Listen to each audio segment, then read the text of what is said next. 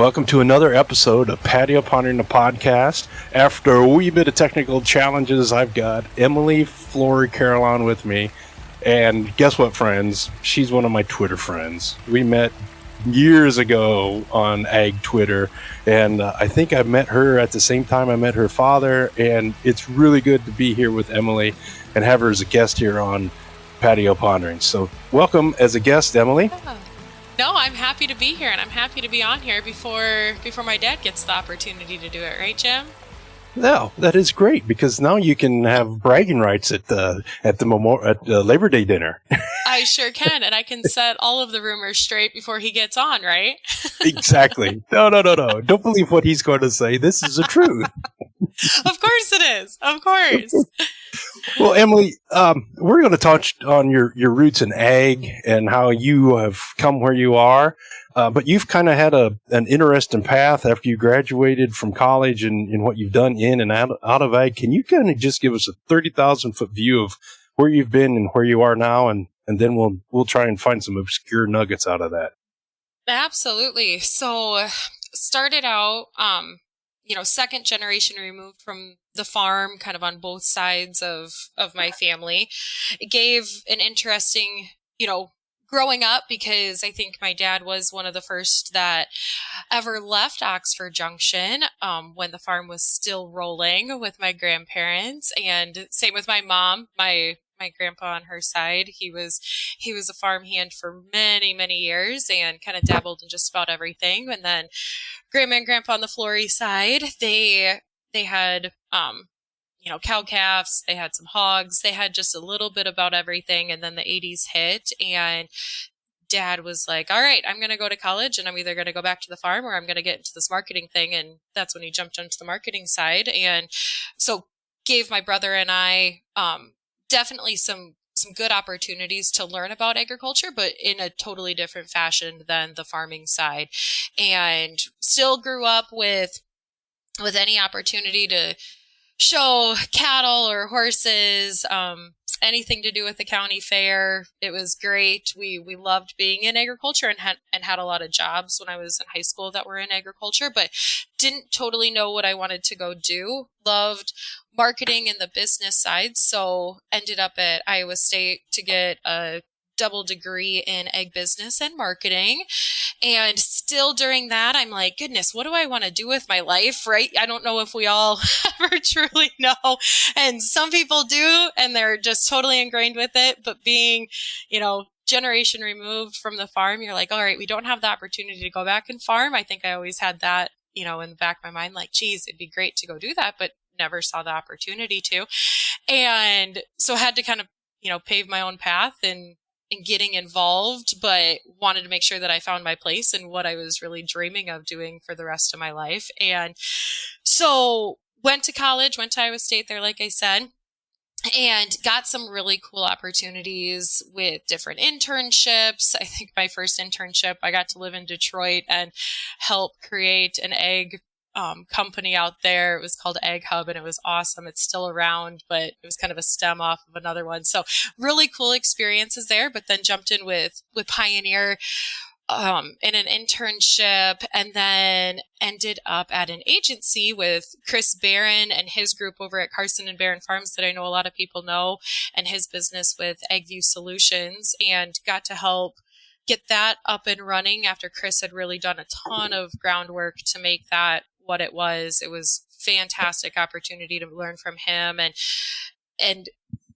be able to work on a farm too. So I know the first day that I was on the job, it was during harvest, because they interviewed me and they're like, all right, you're still finishing out college, but let's throw you into some equipment because we're shorthanded. And oh, no. Not gonna lie, that was a horrible decision on their part. And I won't get into the details because you never know who's listening, but I very much messed up a truck with a grain cart literally in the first couple hours that I was on the job, and Chris still kept me around. They threw you in a grain cart to start with? They did, yes. Oh, no. And I got trained in like 15 minutes, and I'm like, oh, it's new equipment. This is this is going to be easy, right? No, it's huge, you guys.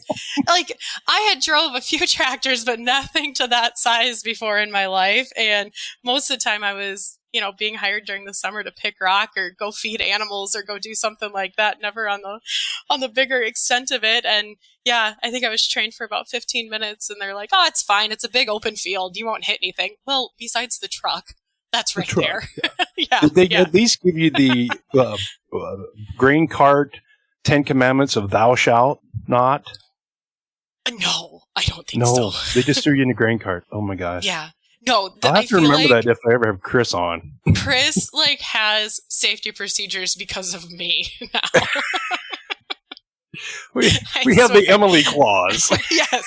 Yes, that's exactly what happened.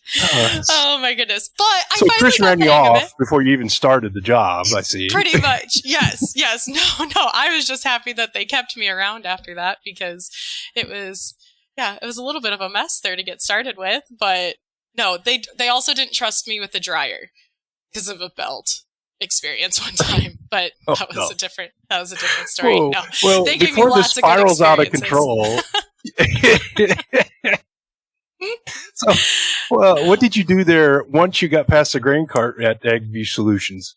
Yeah, so I was helping Chris with his Profit Manager software, which was just fantastic. It was helping growers understand their cost of production analysis and really diving into the weeds of, okay, I just want to better understand my whole operation and on what type of level. So we could do very high level, but then also get down to the nitty gritty and really helped customers understand if they had really good acres, were there bad acres also that were losing them money on the back end of it, and could you actually be making more money if you were off of some of those acres? There were a lot of good clients that we had that we helped figure that stuff out with, and then also a lot of succession planning. So helping people through different family events that now all of a sudden it was either daughter or son's responsibility to come in or multiple family members' responsibility, and help them through those discussions and be a mediator for that.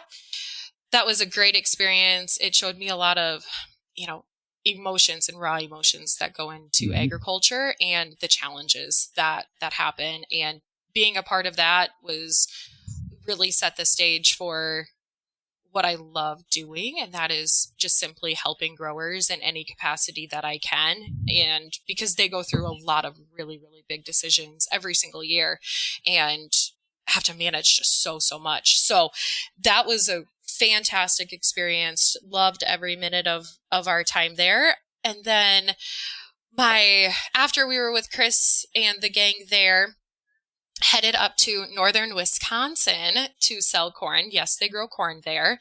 And I thought it was just full of cheese heads and dairy cows.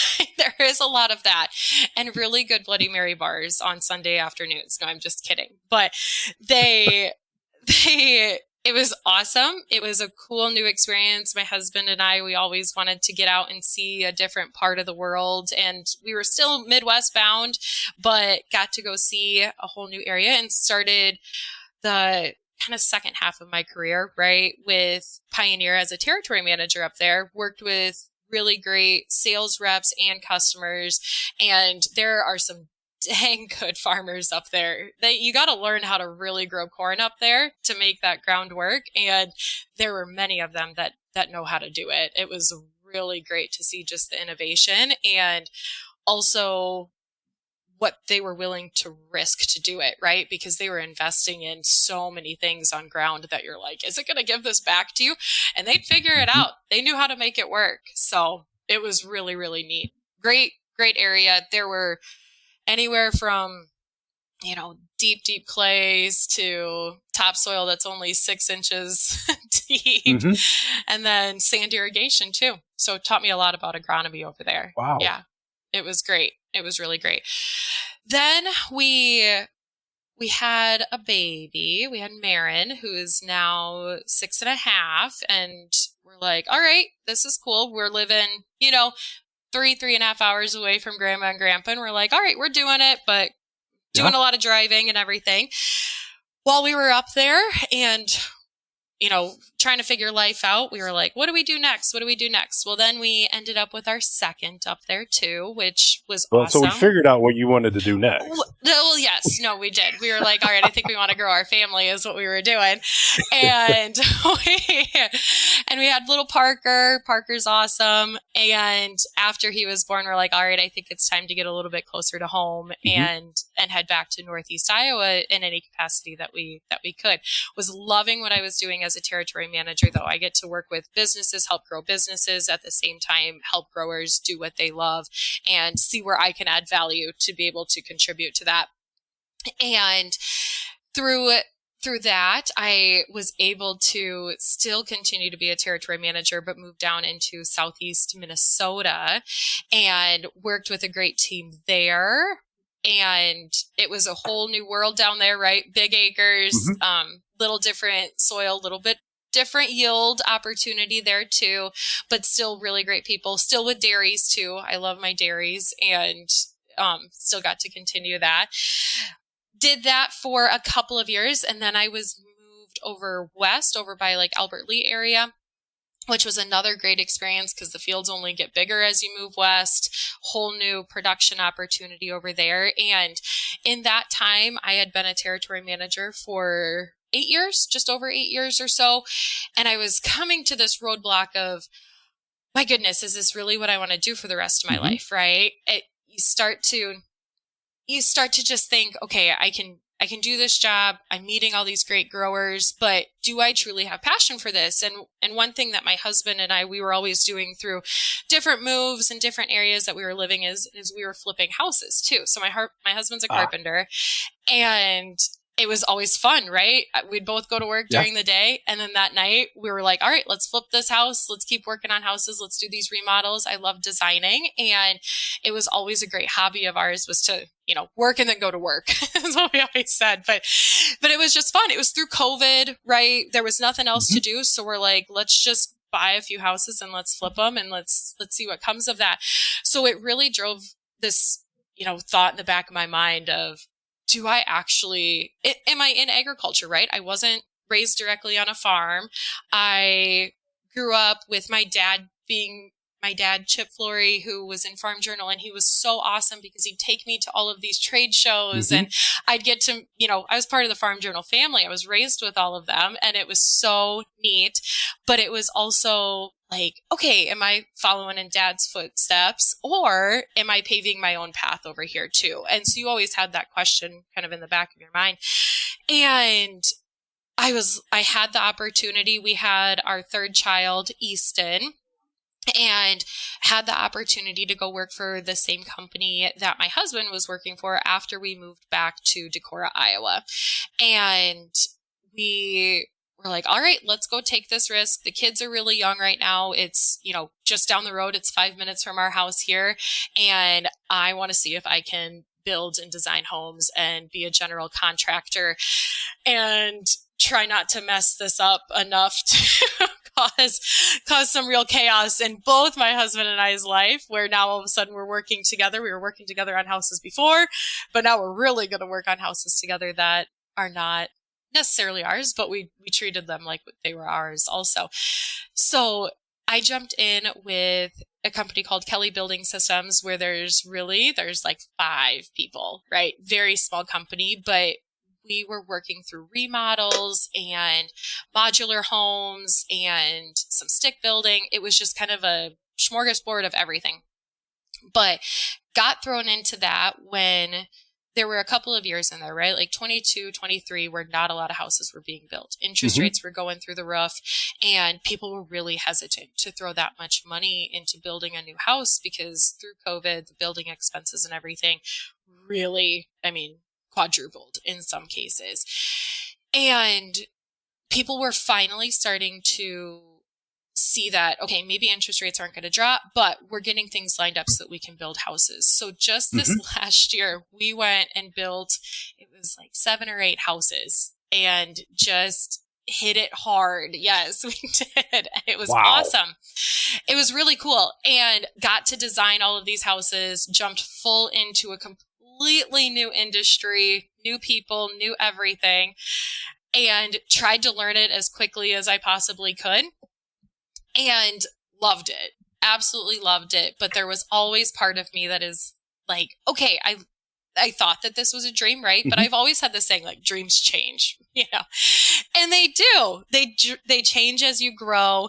But I also, I think, realized in myself that you do have appreciation, and I did truly have a passion for agriculture. And I feel a little selfish saying like, oh, I left it, because I felt like I was like breaking up with an industry and with agriculture, because I had spent so much time with it, and being away from it, it helped me appreciate, and it humbled me a little bit more to say, no, I do love agriculture. I love growers. I missed the growers that I was working with. I missed just being in a field and problem solving and helping customers through different marketing things, because my dad and I always have loved marketing, and those are some of my favorite conversations that I've ever had with him, is diving in deep into a different marketing situation. And it's just it's something that I truly missed, and I shouldn't say this, but I missed that time with my dad too, being in a different industry. And so it helped me realize that, okay, I loved what I was doing, but I think that that's a great hobby for my husband and I, to be in flipping houses and design. And now coming back into agriculture, and it's really only been a couple of months. I had the opportunity to come back with Pioneer now as a territory manager again, and back in Southeast Minnesota with them. And it has been great. I get to walk back onto the farms that I had built such a close relationship with, and get to, just truly appreciate what I get to do every single day now, where once you do something for a long time, you're just like, okay, is this truly what I want to do? No, I figured out I am meant to be in agriculture, and I'm extremely happy to be back now. So. Well, welcome back. Thank you. Thank you. I know, long-winded answer for you there. No. And I think that gives us a really good foundation of where you've been and what you're doing. And you use the word passion, and you feel like you abandon ag. And as we talked about before, and I made a note that it seems like you're either all in or you're not with ag. Yes. Yes. And I think you and I are all in. Yes. And I feel that. And there's going to be times when, you're going to falter on that idea if you are all in, because there's so many challenges in agriculture. It can really wear you down. One of the territories that I was in, they're going on their third year of replant right now. That's a hard situation. You know what that does just to your overall mentality. You set this crop up, you want it to be successful, and to have Mother Nature come in and wipe it out 3 years in a row and have to do it all over again, it's a hard thing. It's hard 1 year. It's really hard 3 years to have to do that. So it can be challenging in every aspect of it. And the one thing that I've realized, though, is that agriculture will have your back, though, too. And the people here will have your back. And I truly missed that side of it. It's such a family. And I could call up so many people that you mentioned before, like on Twitter, and be like, hey, I want to talk to you about this right now.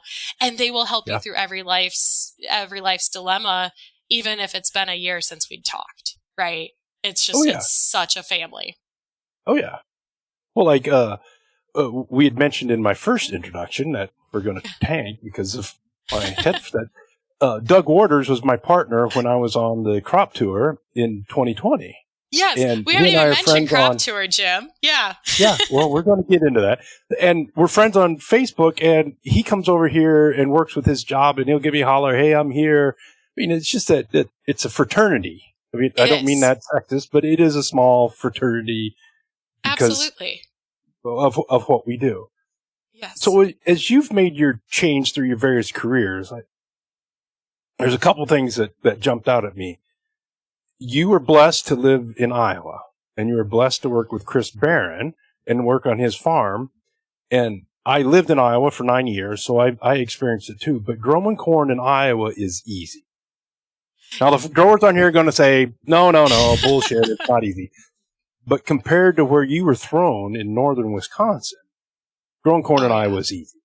Yes. So how would you... Well, what part of your spending time with your dad, going to trade shows, being part of the Farm Journal family, prepared you to be a counselor for that person that had to do a replant for a second year, and they were testing their faith and wondering if they really want to do this again. I think what honestly helped me grow through a lot of that was my dad has always been in the media, right? And he's always had a voice for growers, but it's always been a reassuring, positive voice, right? Like he's always had this voice to be able to pull people up to help them find solutions rather than wallow on the problems.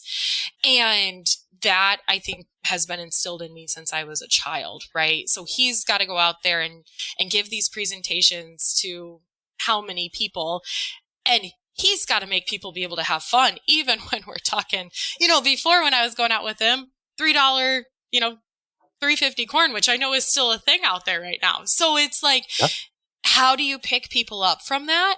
And I think watching him do that for so many years, it did train me to be like, okay, yes, we can sit here, we can be a shoulder for somebody to cry on, but we're going to help find solutions now.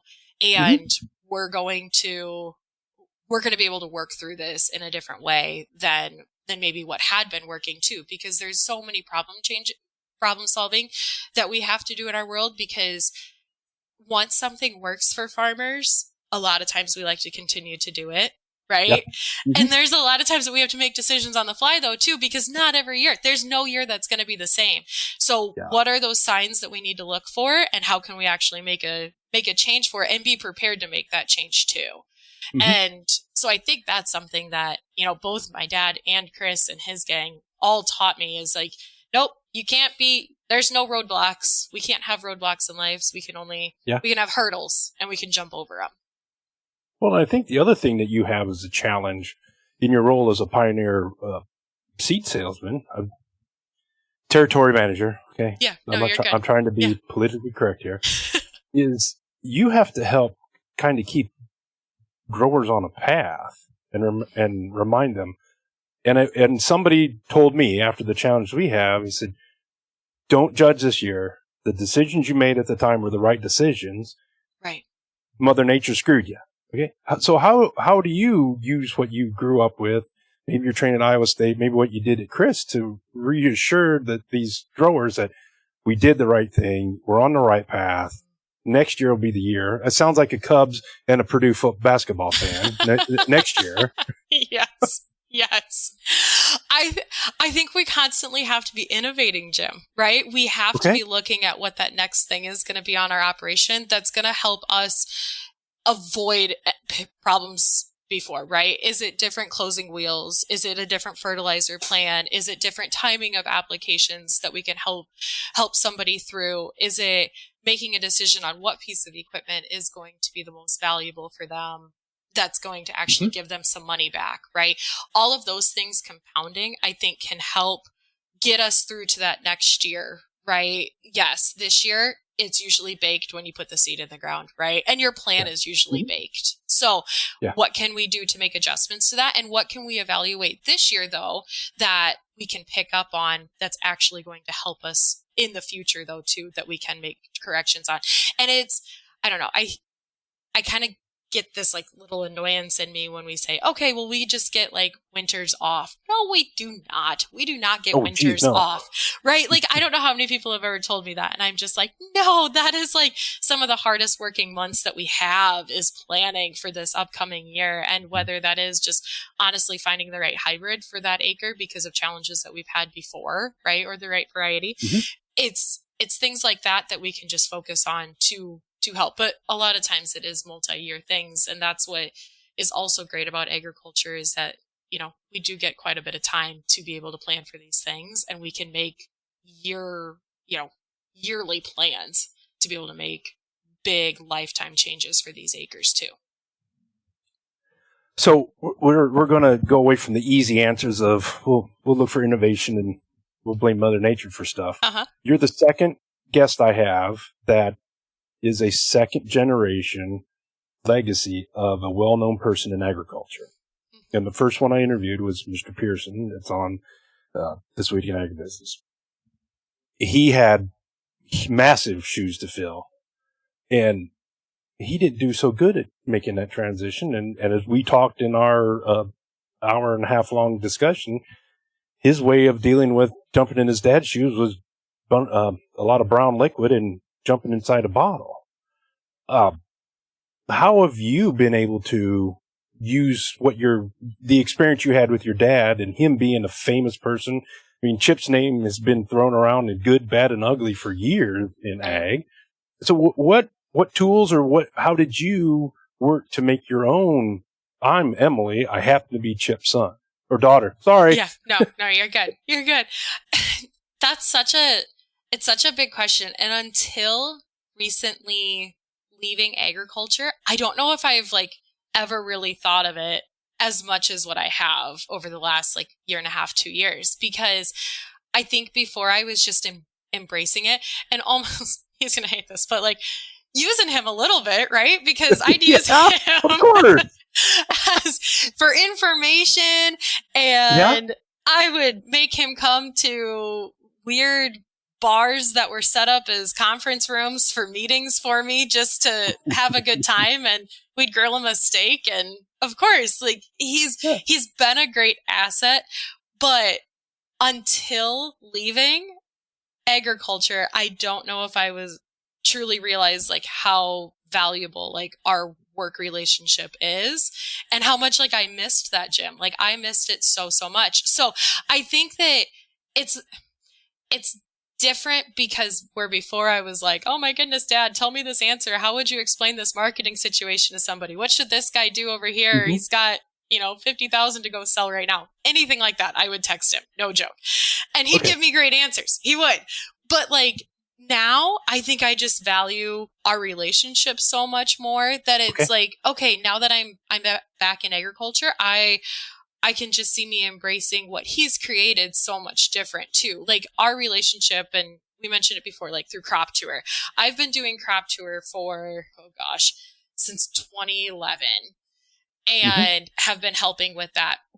And that's truly where I think him and I were oh my goodness, this is the coolest thing. We are creating so much data for growers right now that they get first access to that, that everybody else in the industry through the feds, everybody don't have access to until we release it to the growers. It's such a cool process. And until him and I went through that process together a couple of times where we're sitting down and we're crunching numbers. I mean, 1,500 corn samples, 1,500 bean samples, and checking every single number to make sure that it's accurate and it's exactly what the scouts saw out in the field.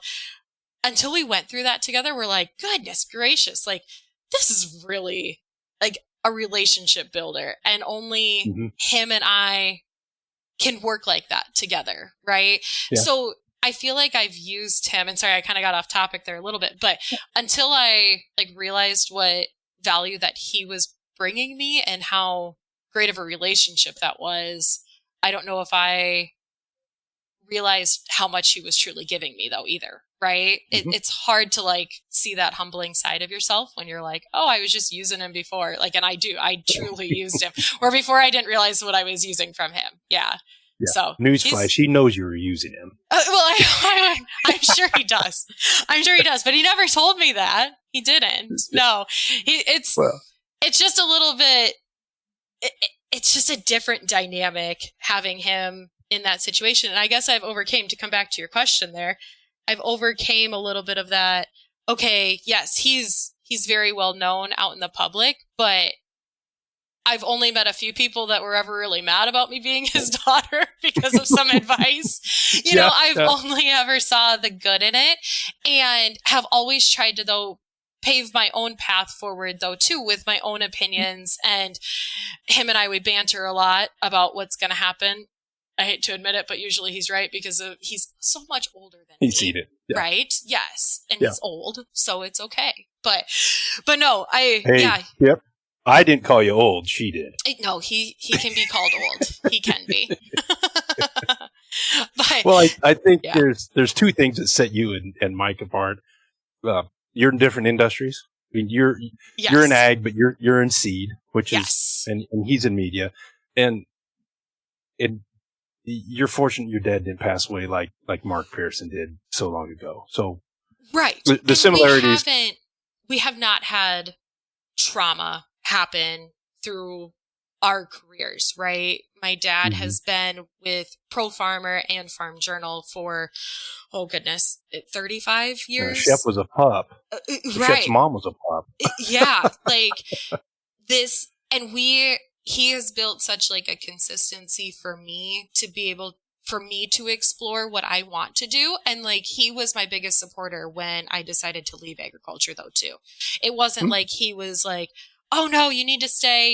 You're giving something up. No, he was my biggest supporter and still thought that it was such a great decision to go explore that, knowing that I think it was like he knew that I was going to want to come back to agriculture and that I was going to miss it. But he needed me to see that for myself though, too.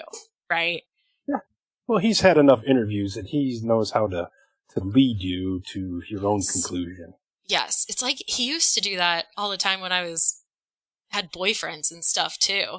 He could never let me know that he didn't like them because then that would just make me stick around a little bit longer. That's the right question. Right? Yeah. Oh, so this boy hasn't passed 4 classes this semester. What do you think about that, Emily? Yeah, exactly. Exactly. I have, as most of my listeners know, I start with a script and we throw it out after 5 minutes. We'll throw it out after 15, but I've got a whole bunch of notes. And as being you and I are people in ag, did you always know that you were going to go to Iowa State? Yes. I will say one thing. My dad told me that I was going to go to Iowa State and be in ag business. He did tell me that because I remember sitting there probably the beginning of my senior year and being like, I have no idea what I want to do, right? I didn't have the farm to be able to come back to and rely on saying like, okay, I'm just going to come farm because that's really what I wanted to do. And so he's like, no, you got to find your path, but I'm going to help you set it forward. And for my whole entire senior year, I was telling people like, it was really easy for me. My dad told me I was going to go to Iowa State and I am going to go for ag business. Right. Well, then that summer turned around and I don't know. I'm just like, I am so excited. It was something that clicked in me. It no joke. It was like 2 weeks before I left for college. And I was just like, I am so excited. And I was sitting there and I was only talking to my dad. And I'm just like, this is going to be really, really good for me, isn't it? And he's like, yes, you're going to find your way through this. This is going to be great. And then that first internship came up and he helped me. He was like, hey, I know some people that are in the outdoor industry because at first, even when I was going for ag business, I love hunting. My husband and I, we both love hunting. And I was like, I kind of want to work in the outdoor industry maybe, right? And so he knew some people in the outdoor industry from Outdoors on the Farm and had sent my resume over and I got talking to him and I've always said it that like he can help me with like the first step in getting connected to somebody, but then he doesn't get to talk to that person, right? Or whoever the interview committee is for so long because I can't have him be the one that gets me a job. That's not going to happen. But he got me through the door there. And I went with Outdoor Hub, which was an outdoor media company that would buy ad spots on websites and then sell it as like a whole package and say, hey, you're going to get this many unique views for your ad over these multiple websites, right? And it was all outdoor based. And I went there and it was awesome. I got to meet a bunch of outdoorsmen and hunters and these famous people. And I really did. I was like, I'm going to have my own hunting show someday and didn't end up doing that, right? Dreams change, our motto here. And got through that summer and I had helped make Ag Hub, which was an agricultural company, and realized, you know what? I think that I'm missing something just a little bit. Like I loved that summer. It was a great experience, but I think that I'm missing something with the larger view in agriculture right now, though, where I thought maybe I wanted to be in the outdoors. I need to put my degree to work a little bit and see what I'm going to become. So then I went with Helena Chemical Company out in Western Minnesota, and that was like a game changer for me. It was such a great internship. I was out with growers. I was doing trials. Yeah. I was working with retailers to help like show the effects of the different products that they were trying to use, and taught me so much about agronomy and scouting and what you need to be looking for. And even though it looks pretty, is it actually going to go to yield? And then I was able to follow all of that through and work for Helena through that next year. And it was kind of my game changer of being like, hey, I think that I do really need to be in agriculture and to see it through. Like you said, you're either all in or you're all out, right? And I was all in after that internship. Yeah. So what was it as a child that was the hook that Emily said, I'm going to be an ag? Was it just following your dad around Husker Harvest Days or Farm Progress Show? Was it being on your grandparents' farm? Was it your dad telling you, don't do this? This is going to sound like the fakest story, but I swear to God it's true, okay? I swear to God. And this is always in the back of my mind, even being like a territory manager to this day, okay? So I was young. I was probably 10 or 11, and we always got to go ride in the combine with my grandpa on my mom's side. Mm-hmm. And he worked for the same farmer for years and years and had a cow-calf operation, but always got to go ride in the combine. Well, my brother and I got to just climb up into a gravity box, and probably not the safest thing, but we were kids, right? And we were climbing up there and just hanging out there. And no joke, there was a seed rep, probably territory manager, somebody of some sorts, that climbed up that ladder and had an awesome conversation with me. And it was just about like anything. And I don't know why I remember this so vividly, but they were just the nicest, kindest person. And I have no idea, Jim, who it is. So if anybody's listening that approached, a 10-year-old little Emily 20 years ago, please reach out to me, because they were just so influential on being so kind and nice.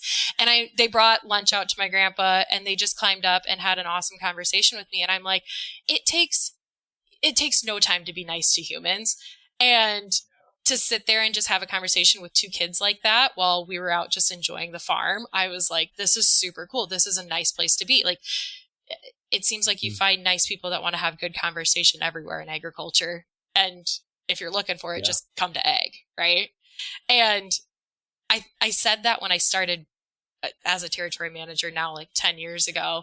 And I'm like, this is part of the reason why I wanted to be a territory manager, because I want to go do things like that. I want to go be really kind to people, make differences in their operations, and be a part of their families, right? It's a cool place to be.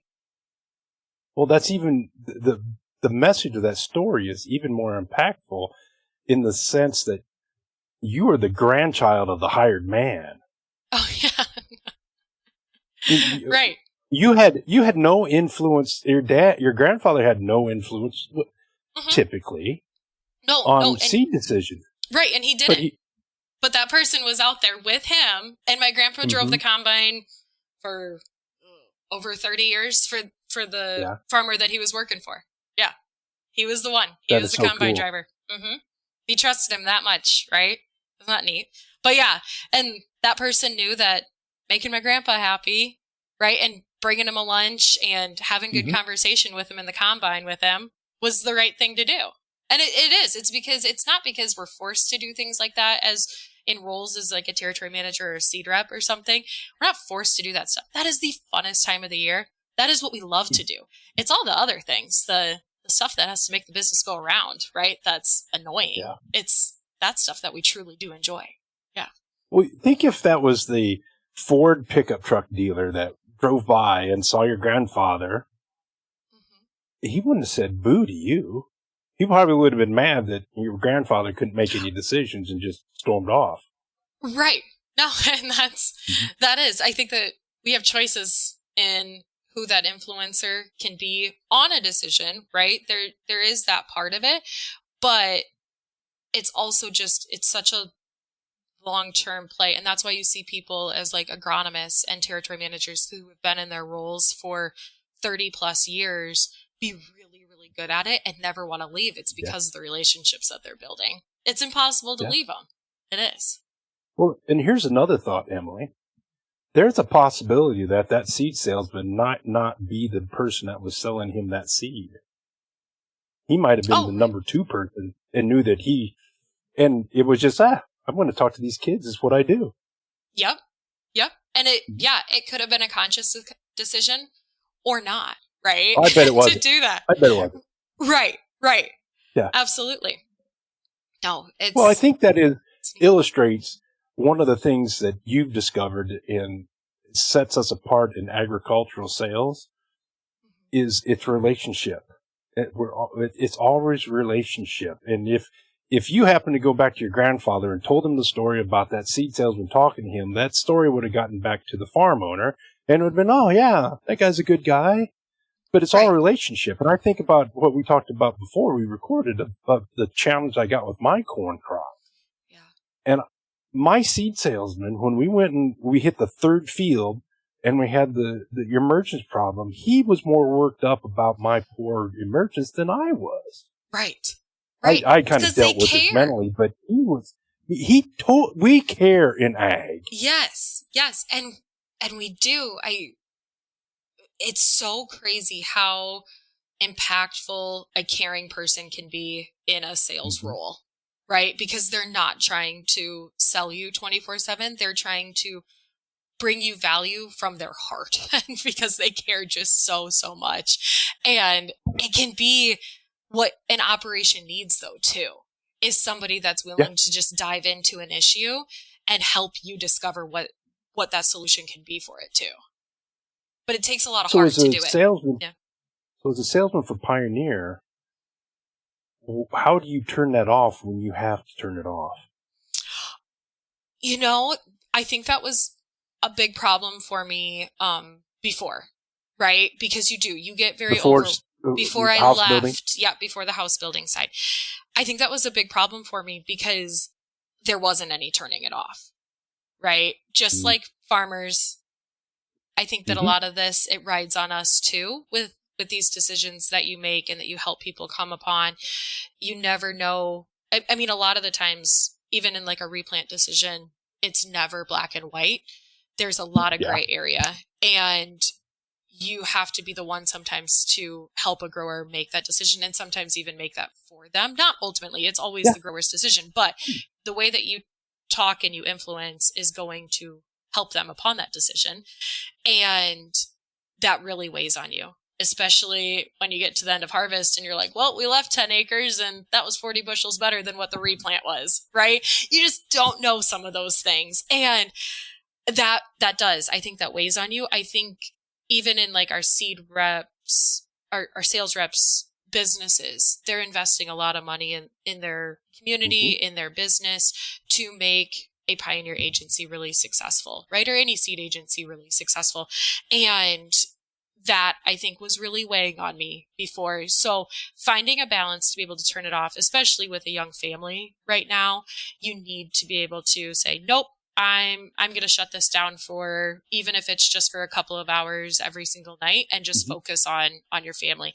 I feel like time management, I was always really, really horrible about. And I'm like, oh, it's okay. I'm going to stop at this one more field because this grower needs me here, when it doesn't, right? Like you want to do that stuff, but I feel like we build it up in our heads a lot more than what it actually needs to be done. And I could have drove to that field the next morning, but instead I stayed in that field for an hour and a half trying to figure out what the problem was. And then I missed bedtime, right? It's just all those things. They're always decisions, and we need to make the decision on what's going to be most important to us and make us happy and make longevity out of roles like this too. Right? Yes, you've got a lot of decision making that has to happen, but you've got to be able to balance in your life and what truly matters. And to me, a lot of that is my family, right? My young kids and my husband and the rest of our family. And I know that I got to be able to prioritize time with them. And I needed leaving agriculture to realize that I can create that in agriculture though too. Right? So I like to ask some tough questions. Do you think some of your overcommitment to your growers came because you are a female? Yeah.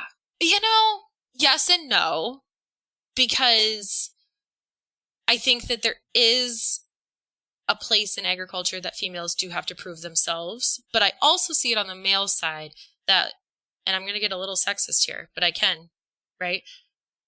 But male to male. Okay. I feel like females, we don't get grace, but we get opportunity to prove ourselves. Where male to male, I've seen it where like a young man coming into a new role will be challenged majorly, like way more than what they would challenge me. So really, I don't know. Okay. And maybe it's a mindset, but Mm-hmm. I think that you always want to prove yourself if you in a role. And I feel like I was doing that, but I wanted to prove that I brought value and that I brought knowledge rather than some other stigmatisms of like, oh, I'm a ditzy blonde out there, right? And I'm just here to like smile and be nice, right? Like, I don't want to be that. I want to bring value to somebody's farm, and I want to be an important person that they want to have out there because I can help them make decisions rather than, oh, yeah, I'm just here to really be nice and bring you cookies. I don't know. That's not me. So I feel like I worked very, very hard to be able to bring value and to show my worth more than just trying to overcome that female dynamic. I try and be. Well, you are. Do you think you set the bar a little bit higher because you're a female, or is that just your genetic makeup? That's an interesting question. And I really don't know if it's because I'm just because I am a female, or if it is because like I was talking about before, like my dad was like, there's never just a problem. You have to find a solution. So I feel like that's how my brain is completely wired, is that like you have to solve it.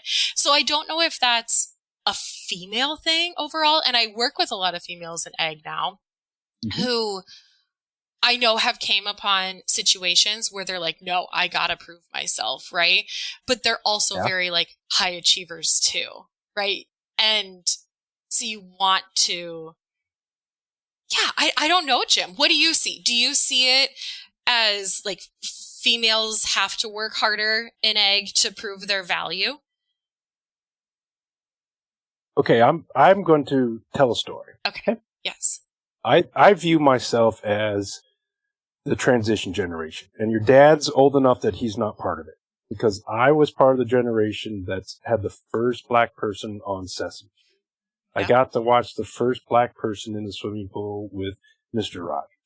I went to school with black people. When they were integrated, they had to ride the bus, which I think is a travesty. That's a different topic. And it applies to women too. My mother, when she had my sister in 1972, she had to quit her job because the school system had rules that you could not have your job if you had so many children. So I'm the transition generation. My first wife, when we were at Kansas State, she's a hard worker. She's successful. She's got a really cool business out in western Nebraska. She's a hard driver. She told me at one time in grad school that she had to work harder in her job because she was a woman. And I did. I had it easy compared to her. But now I fast forward to my daughter, who's just a little bit younger than you. She graduated college at 19. I don't view you guys different. I have my Pioneer Territory rep is female. She's been my Pioneer rep for as long as I've bought Pioneer, so that's 16, 17 years. I interact with the female parts manager up at Plevna. I call her and she answers the phone. I just talk to her. One of my carbon programs, it's Rachel Schuler in Michigan, female. I don't view it as different. 10, 15, 20 years ago, I did. And I got a job in 2005 because I was a man compared to a female, because they said, well, our costs are based, but want to work with a female. I think the days of you having to work harder because of your sex organs are diminishing. I won't say gone, but diminishing. I agree because with there's more people that are my age and younger that it's no big deal. Yeah, no, I agree with you. I feel like it's becoming more equal on, yes, there's always competition, right? I work in sales. You can't be in sales if you don't love competition. And there is more competition with everybody, and nobody gets a free pass either, right? And I wouldn't want to be given a free pass but I also don't feel like I'm held back because I'm female. Sometimes I feel like, and I know there's a lot of people in the world that have, female rights issues, but I don't want to be given something as a female because I'm female. Because I do feel like we sometimes lean that way now because, like you said, before you got a job because you were a male instead of a female, I want it to just be equal. You don't want to be given something because you're a female and not a male, right? I want to be able to openly compete with everybody. For everything. Well, I think the pendulum's coming back a little bit. I think we might have gone a little too far in DEI and whatever. I think it's coming back. But as I'm 54, solid Gen X, but I don't, maybe it's because I have a daughter that's an ag too, but I don't judge anymore. And that's great. The typical one is you call up to, let's use Plevna, and she answers the phone. The typical response is, hey, can I talk to somebody in parts? And because the secretary answered the phone. Yeah. And now, instead of doing that, I just rattle, hey, I got an AGCO part number. Can I give it to you? Yeah. And I put the onus on them. Right. You tell me if you can help me or not. Yes. Yes. The same goes in construction a little bit. Like, that's really a man's world, right? And my favorite person to work with at one of the lumberyard providers that we worked with was female. And she knew her stuff so well. So I feel like now it's more, if you know your stuff, you're going to be the one that is requested more. Yeah. Right? But you got to be able to prove it too. You do. True. And I think where I get a little bit lost in it too. I mean, I know that like not every female is going to be a mother. Not every female has kids already, but that balance of the mom load and the workload to keep up with everybody else, that can be a little bit more daunting. But I've seen it happen now where, we've got younger teams out there all the time, right? There's young people that are coming in and they're fresh and they're full of motivation and passion and everything. And I see it sometimes where those people are told, okay, well, you go do it because others have kids at home, right? And it's like, no. I got to be able to pull my weight here, even if I'm a mom, even if I've got my kids, I got to be able to do just as much as somebody, and they shouldn't have to take on my workload because I have those responsibilities, right? It was my choice to have those responsibilities. Yep. So. Well, that's a good position to have. Yeah. Yeah. Wow. So it's interesting watching and doing this podcast and talking with people and seeing how things change. It does my heart good that ag has kind of made that change. It's like, oh no, Emily, go get your dad because he needs to make the decision. Right. No, and I see growers, and not every situation, but more and more growers and their family dynamics are more open to like earlier succession plan talking too. I think for this reason that like everybody needs to like pull their weight. Like if all of these, I'm going to call them kids because they're younger than me, but they're coming back to the farm, right? And they know that they got to prove their value. I feel like that they really are. They're not just coming back and like finding a fit in a role and just going to do that continuously, right? They are like, no, I know what I need to come back. I'm going to get paid here. I got to make that times X so that I'm paying myself and adding value to the farm. And they're given opportunities for succession plan talking, because overall in ag, I feel like we're talking just more about like, oh my goodness, if something happens to me, right? What are we going to do? And planning those things out a lot more frequently than what it was even when I started in agriculture, 15 years ago, right? Mm-hmm. So it seems like there's a lot of good transitions that are happening in agriculture right now that just all encompass better business practices and overall like just your well-being and quality of life. Yeah. Well, in your experience working with Chris and working with Profit Manager, and you mentioned succession planning, I think puts you in a wonderful position as the go-to person on a lot of these farms, because let's face it, on a livestock farm, the two people you go to is the seed salesman and your banker. Yeah. Or not livestock, crop farm. Yep. And a livestock farm, it's your veterinarian and your feed salesman. Right. So I bet you're able to lead conversations that you see need to have and lean back on your experience and take a lesson from your dad and ask those questions without making people know that you're asking questions about succession plan. Well, I try. I genuinely, it's funny you bring that, like I just had one this morning, right? And sometimes it's just asking the questions. Like in sales, you can come off as like you're doing this for a reason or because you genuinely care about that operation's well-being, right? And if you care, and then it's okay to ask those questions. If you don't and you're just asking who I need to go talk to because who's going to write the check, right? Then it doesn't work that great. So. Oh yeah.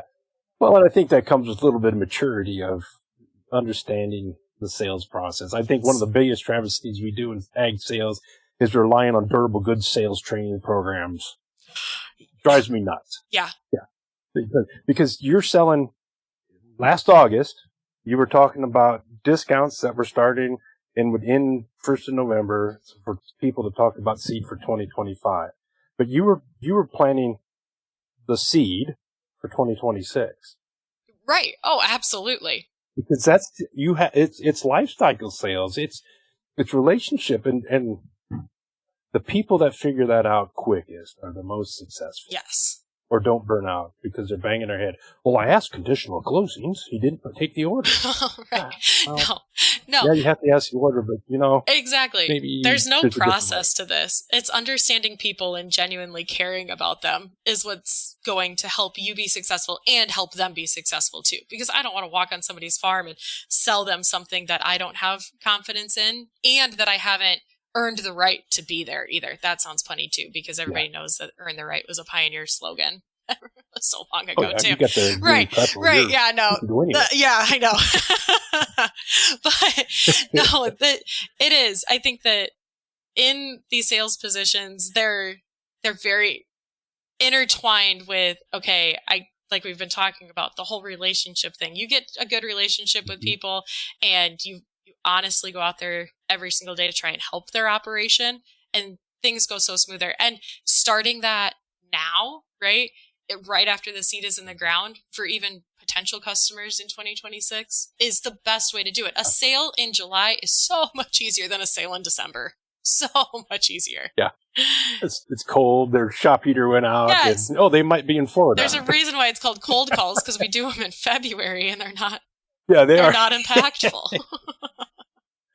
So you brought up relationships, and the last question I'm going to ask you before we get into our closing. Yeah. How would you suggest somebody that's in their high school years with a successful person as a parent in agriculture value that relationship and capitalize on that relationship? like we were talking before, use them. Don't think of it as I am always going to be in the shadow, because you're not, right? There's a lot of great opportunities that are with parents with successful careers in any realm, right? Whether they're silent about it or if they're on the radio and TV every day, right? There's great things that come from parents that let you lean your own path, but also help you get there. And I think that as long as you don't ever see it as like a competition and, I'm never going to get to that stature, right? Because I know my dad has been in this for so long and talks on the radio every single day. And if I ever in my mind was like, I'm going to go be my dad and I can do it better than him, I know that I would have failed myself ever thinking something like that. That's a recipe for getting knocked off that pedestal. Absolutely, right? And he'd be the first to kick me off. Yeah. No, but that just, you can't have that mentality. And so I've always just, thought, okay, he's going to help me get there, but he's also going to lead me in the right direction. And there's plenty of times when I've called him up, said, I've got this major life dilemma right now. And he said, hey, I don't know what your answer is going to be, but we're going to talk it out right now. And he is. He helps me talk it out, and he'll put anything aside unless it's between 10 and 11 and 2 and 3. He will. Yeah, he's kind of occupied. Right, yeah, he's kind of occupied. But as long as it's not between those two times, he's there to help me. And I'd say it's taught me, being a parent now too, that my dad has never waved it like in our face either, that like he doesn't, I'm going to say it, like he doesn't think that he's famous, right? He doesn't think that he has that much influence, and it's because he's so humble, and he's taught us to be really humble too. Mm-hmm. And but he's never put his problems like with work and his challenges with work in front of us either. He's always like shown it like really as a great positive thing, like crop tour. Okay. Everybody knows that has kids that have gone on crop tour. You usually miss the first day of school, right? Unless you live in Minnesota, because Minnesota starts in after Labor Day. Some other states do too, but that's my example. And he's always missed that. But I've always thought, oh my goodness, it's because he's out there doing what he loves. It's not because he's choosing that over us. It's because he's shown us like how much that he loves what he does, and how he loves helping growers. And that's why I wanted to be a part of Crop Tour, and why I have been for how many years. Has it been challenging? There was one crop tour when I was in Nebraska City. I was in Nebraska City, and my son that night ended up in the hospital for respiratory issues. And I drove my butt from Nebraska City all the way back up to Decorah and got to the hospital as fast as you can. So there are times when you do pick your children over the things that you're passionate about, right? And a lot of people saw that happen and were just like, oh my goodness. But we made it through. We make it through. And I think that's what he's always shown me, is that you just have to persevere through things like that. But you got to jump right back in when you've fixed the problems from before too, right? Like we talked about, there's always solutions. You gotta handle those as they come, but you have to continue to work on the bigger picture too. Yeah. Well, the word that I've used after doing 45 podcast episodes about ag, our roots and our experience teach us to be resilient. Mm-hmm. You have to be. Yeah. I view us as non-determinate ears. Yes. Yes. We go with what we can do. Absolutely. No. Yeah. And I think cool. the other part of that, the other half of that answer to the question I had, some of that onus goes on the parents.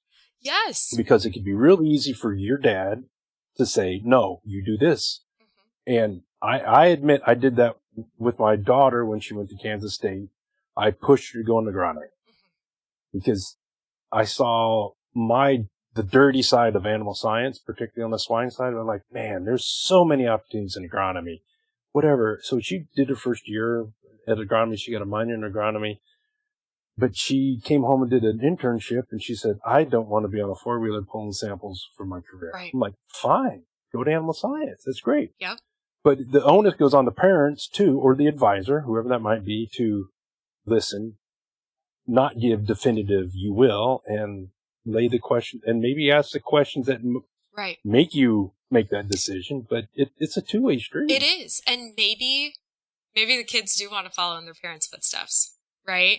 Oh, totally. And you know, in your role, Jim, you've seen anything and everything, and you remember a lot of the challenges and the hardship through that, and you don't want your kids to go through that stuff, right? Yeah. And that's, I feel like my dad does that as well, where he's like, I don't want my kids to have to go through everything that I've had to do. And it's like, no, sometimes it's worth it.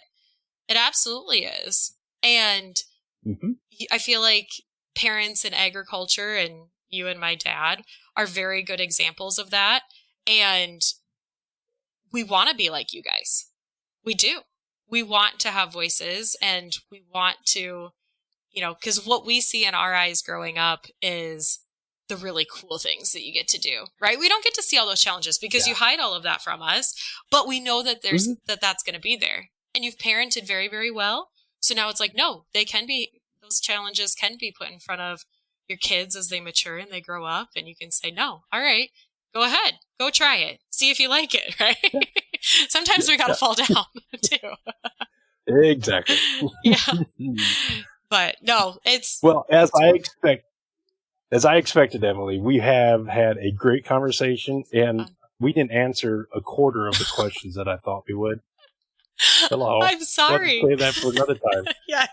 It's been so fun, Jim. No, when you started this thing, I'm like, how do you talk about what you've done for an hour and make it interesting. And I hope that it's been interesting. And I encourage anybody that is in sales to please reach out to me, because it's a hard world. It is. It can be brutal at times, but show you care, have some passion, show some value, and it'll get you there. Keep trying. Yeah. Well, let's wrap up our time together with my 5 questions. Okay. Now, if you listen to Mark Johnson's, he's the only one that didn't answer the 5 questions. Thank you to the crappy internet in Britt, Iowa. Yeah. Maybe it's all those windmills in the area that were causing problems. It very well could be. So you've already answered this, but I'll ask it. What is one lesson from ag that you carry with you every day? Oh, to have perseverance. You got to fight through. Mm-hmm. You have to fight and find the solutions. Yeah. Well, think about your job.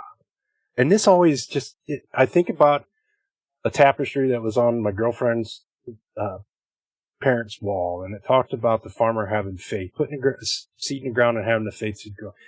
What a seed can do is just that kind of perseverance to push through. It's just amazing. Isn't it the coolest thing? And it's changing. Yeah. We are at this change right now, and anybody that's pushing yield and yield barriers right now and finding them and breaking through, it is so much fun. It's like accomplishing just a next level goal right now with what we can do with seed. And anybody before us, I mean, the hybrids and the varieties that are coming out right now, they started their life 7 years ago. Imagine what they're working on right now that we're going to see in 7 years, right? Yeah. And it's because people just have this great mindset that we constantly have to be getting better. And I feel like as agriculture as a whole, we're all trying to work towards something like that collectively. Mm-hmm. It's cool.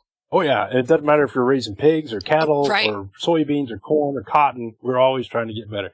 But as we talk about how cool it is that the seed can come out of the ground, corn's kind of a wussy. No, it can be. Sometimes you're like, God. Except for those early corns. They're stressed up in North Dakota and when they're raised, and those suckers have great stress emergence, but they can fight through anything. But no, it's... Yeah, maybe I need to talk to my agronomist about getting some of that South Dakota, North Dakota seed. There you go. There you go. If you could have coffee with one historical figure in ag, who would it be? Well, I'm a pioneer girl, so I gotta say Henry Wallace, right? There you go. I mean, he's the innovator of genetic hybrid corn and started from just such an incredible start and from literally nothing, and to have this idea that we are going to hybridize and we are going to cross different pieces to not only get yield, but agronomic defensiveness was just the craziest thing. But the other one that I've actually probably had coffee with, probably more beers than coffee, Jim, but is Bill Evie, who was a great researcher at Stein, and he came on Crop Tour a couple of times, and he was one of the first innovators with Enlist and Extend, innovation and getting that incorporated the correct way in seed, and has just amazing stories to tell with all of the challenges that was there too, because I really think that both those traits have just absolutely blown away what our defensiveness can be in soybeans right now. Mm-hmm. What is one underappreciated or quirky thing about ag that most people should know, or more people should know? Oh, goodness gracious. That's a great question. An underappreciated quirk to agriculture. So this is more on the sales side, okay? Because I get to talk to salespeople. We hear farmers talk all the time, so I get to talk to the salespeople that get to listen to this stuff. There you go. Literally, in sales, anytime you pull into a driveway and you find somebody, you can have a really interesting conversation, okay? And I know a lot of people know that, but when you do it as much as what I have with cold calling and driving down as many driveways as you possibly can, the amount of times that I have not even been able to tell somebody like, hey, here's a brochure about Pioneer. You can get some really, really cool stories. So I just encourage anybody, if you're in an area, and you got to be safe about it, but if you're out prospecting, pull down those other driveways, see who's there, see what their farming operation is about, because you can find some really, really interesting things out there. Goodness gracious, we could tell stories about cold calling all day, I have a feeling. Well, then you probably should keep a journal. I should. And I probably could remember some of my favorites. Oh, I definitely could. I've had a conversation with, and I was with a sales rep and literally had a conversation as if this grower was not standing there in his underwear. Like, no joke. Answered the door in his underwear, and he talked to us like he was not standing there in his skivvies. But so you'll find some interesting characters out there. You will. Yeah, I'm sure. Yeah. Well, you bring up a point, and it's one of my biases when I talk about sales and in my last two roles when we're talking about hiring people. Yeah. Invariably, you have somebody in management that wants to hire Emily because she's a seasoned professional and she can bring 150 growers and $3 million worth of seed sales. We need to hire her. As opposed to this kid straight out of Iowa State or Minnesota or South Dakota State that has the foundations but doesn't know crap. Mm-hmm. And I'm like, hire that guy. Mm-hmm. Because he's not going to think like, well, that driveway's got a blue harvest door, and we all know they went bankrupt in the 80s, so they probably don't have any money anymore, so we don't need to pull that. Whereas the kid's like, no cool, biases, there's a harvest door. Let's pull in and have a conversation. Yep. Yeah. And as long as, and that's the thing, hire people, not their knowledge, right? Their knowledge is important, right? And it can get you there a lot faster. But when I started and when I went up to northern Wisconsin, I didn't know jack about like BMR corn, right? I had no idea. And we had this book called The Silage Zone that the dairy people in Pioneer had put together. And I'm reading that thing like the Bible because I'm like, I gotta know what I'm talking about. But then at the same time, after you get a little bit of knowledge, it's all about how you portray it too, right? Because you can come off real cocky with information. And sometimes it's just better to not have an answer to everything. And it humbles you, right? It makes you feel a little bit more human and vulnerable on an operation that people enjoy. Yeah. Boy, I could sure see you just getting all hot to trot about the kernel processor and making sure that the cobs are all cut so much, and you come in and say, hey, you're doing it wrong. And like, goodness. The kernel processor broke. We lost a belt. We're just going to chop. So get out of my way, Emily. That used to be like during silage season, we'd go around and get all these samples, check where moisture was, right? Yeah. And no joke, I'd sit out there with a wood chipper and a moisture tester and beers. Like I'd have a 6-pack of beer on a Friday night because it was like the funnest thing ever to do. Yes, you are absolutely right about that. There you go. You got a wood chipper. That brings back memories of when I worked at Kevin and Meta Farm and worked with corn silage. And it's such a great crop. It is. What is your favorite ag-related tool, product, or innovation?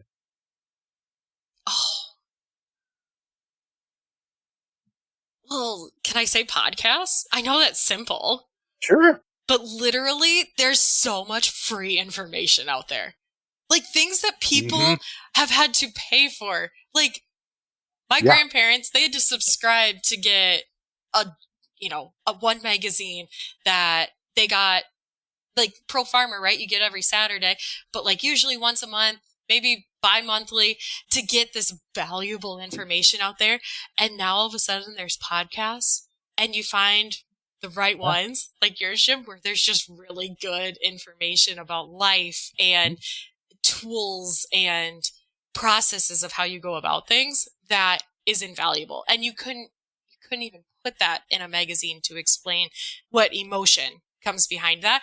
And so podcasts are just such a powerful tool. And no joke, I mean, there's a lot of times when I'm out with customers and I find myself like using words from a podcast or, heard a market update that I'm like, oh yeah, I just kind of, said that just straight from the radio. But I mean, I always tell them that I'm like, hey, it's not my content. I didn't tell you to do this. It's somebody that I probably listened to because that's just what we do. So.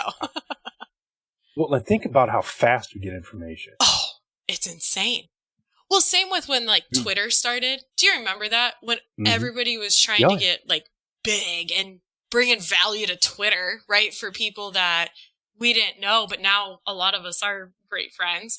And it's like everybody was putting out all this free content that built a business for themselves, and some really good ones have made really great businesses off of it. But it all started with shared information for free. Right, some free little tidbits out there that led you right to a whole new business structure. How many people do we know from Twitter that were doing a job and now have created something completely different because of value that they found in sharing things with people? Super cool. I could name 3 or 4 without even thinking. Right. It's so insane, the numbers of people that are not in the same role when I met them 15 years ago. Yeah.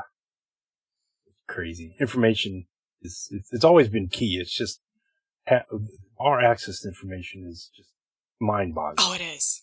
Absolutely. It's just skimming through it too. Oh, that's true. Sorting the wheat from the chaff sometimes can be tough. So the last question is, what is one small change that can make a big impact in ag's future? Oh, one small change. I'm going to go back to kind of a big motto that we've kind of had here, right? Is just try and cut out as much negativity as you can. It's a negative world at times, and trying to cut it out and find a solution to it. That's probably not a small change, but if we try and think more positively about things, I think it can change the world. It really can. The negativity can really get... I think that's universal. Yeah, the negativity can really get people down, and it can swallow you. And I think there's been a lot that has been brought to light about mental health in just the last even 5 years, that talking about things and being positive about them can change your entire mindset. It really can. And I know you're not talking about that toxic positivity where that person's always up. It's like, hey, it really sucks that you didn't have a corn crop this year because of X. Right. The positive is we know we're not going to do that again, or we're not going to do that. Absolutely. Yeah. And being able to recognize the things that we can change, right? We can't focus on the things that we can't change. And so if we just focus on the things that we can and be positive about it, it goes a lot way, and it just helps our mindset about things so much. We've been in those trenches before where you just cannot get yourself to think positive about anything, and it takes a long time to be able to pull yourself back out of that. It does. Yeah. So small steps every single day to think, okay, what am I going to do today to try and be positive about this? Well, and your comment about mental health is a little bit of why I'm doing some of these podcasts. Sometimes we don't talk about things that are going great in ag. Right. Like you talking about the replant. It's real. Stuff happens. It really does. It's not always sunshine and rainbows out here. No, and like we were talking before too, Jim, like, your crop isn't looking the best right now, but you're hearing across the countryside that it's great and it's sunshiny, right? That can really get a person down as well when you're not sitting there saying that this is going to be the record year for everybody. Yeah. It's a hard place to be. And that's the one thing. It's like agriculture. It's not supposed to be a lonely place, but when you feel like you're the only one that has this problem, it can be. So rely on the people that are there to try and help you reach out to people, because it can be a changer, but you gotta motivate yourself, and you gotta be positive to go and do something like that though too. Yeah.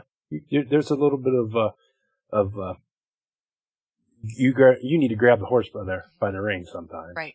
Somebody else isn't going to do it for you. A little bit. Absolutely. Wow. Well, not to end on a downer. I know. I'm sorry about that. But be positive.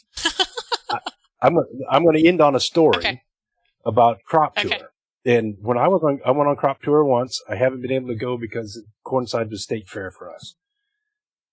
I was in a field south of 80, west of Iowa City, with Doug Waters. And Doug drove, I rode, kind of navigated, and I told him, hey, it's been long enough. And we pulled into this field, and we did what we were supposed to do. We pulled in the field that we decided we were going to pull into, and we could have pulled out. Yeah. And we walked in, and we dropped our rope, and we counted it, and we got a population of like 5 or 0. And I had to call Emily and say, hey, here's what we got. And it's close to where your brother lives, I think. Oh, yeah. Yep. And it was a 0. And you and your dad were on speakerphone with us, and like laid it out. I sent you some pictures, and your answer was, that's the data we got. That's a 0 is a 0. 0 is a 0. And you did it perfectly. It's so randomized. Yeah, I think, and that's what we get. We've had it, in like South Dakota pothole country where, the edges are there, but you walk in and you find one of those potholes because that's where your random stop was supposed to be. And it's a 0. It is. Yeah. So the positive of that is the procedure worked. We got a 0. It is. Now get out of here and go find a better deal. Yeah, go find something different. Let's pick this up a little bit. No, it is so crazy. I love Crop Tour, not just because of the process that it is, but the people like you that go on it and see what that is all about, and you meet all of the wonderful people that are a part of Crop Tour too. It is just such an incredible opportunity, and I would encourage anybody to come on Crop Tour if they ever get the chance, because you are going to meet some lifelong people that are just wonderful, wonderful, wonderful humans. But the process is also really cool because it's all for the growers. It's every ounce of that is to give growers valuable knowledge first, and it's crucial in the execution of what we do to be able to just have that advantage to know what's out there first. It is. Mm-hmm. Yeah. Well, Emily, we've had a great conversation. Oh. I love how we've been able to talk about your ag roots and riding in that combine with your grandfather, having that conversation with that seed salesman, how the shadow that your father shed on you really wasn't a shadow. It was just kind of filtered sunlight. Yeah. And he allowed you to find your own path. I really liked our discussion about how you left ag to find out that ag was where you wanted to be, and how it made you a better salesperson than maybe a person in ag. Yes, I definitely wake up with a different perspective on what I value the most about this whole industry now because of leaving and coming back. And it's a hard thing, and I know there's a lot of people out there that may be questioning if they're in the right place, but if you continue to follow it, it probably is, because it's a great place to be. And to my listeners, thank you for hanging around for this conversation with Emily. We're going to continue to have more discussions where we dive into people's ag roots. Hopefully we're going to have Emily's father on to dig in his ag roots and maybe get a little obscure nuggets he hasn't shared with other people. I appreciate all the follows, the listens, suggestions. If there's a guest you want me to jump on, I'd love to have those interesting conversations.